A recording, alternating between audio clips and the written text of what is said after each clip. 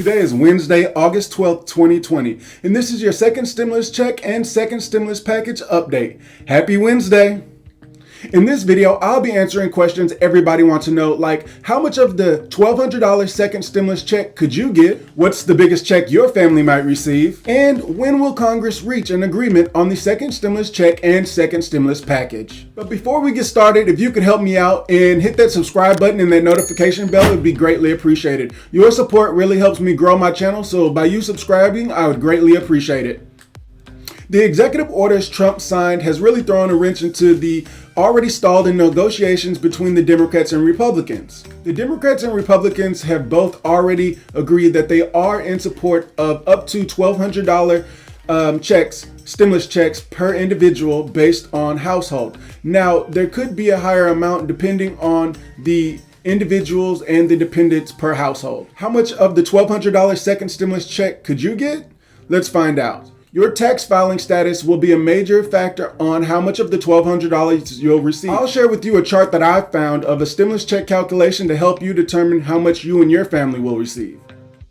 The calculations can be tricky, and they depend on the aspects of your 2019 taxes, such as your adjusted gross income, and whether if you filed single, married, or head of household. I can't say for sure that the figures will match up to the IRS's internal rubric, which the figures are based on in the calculation. But hopefully this chart will shed some light on the HEALS Act if it were to pass. What's the biggest check your family might receive? Depending on how negotiations turn out, could determine how much you and your family receive. I'll go over the three different proposals and how much is in each one. The CARES Act first. In the CARES Act, there was no limit on the number of dependents you could file as long as they were under the age of 17 and claimed on the tax filer's tax return. In the CARES Act, each individual dependent that would qualify would garner $500 for the taxpayer. So the amount for 2 adults and 6 children under the age of 17 under the CARES Act that has already expired, the total amount would come out to be $5,400. Now moving on to the HEROES Act. The HEROES Act, which is put together by the Democrats and has stalled in the Senate, would put a household cap of $6,000 of a family of 5, offering $1,200 per adult and dependent, a max of 3 dependents per household. Now moving on to the HEALS Act.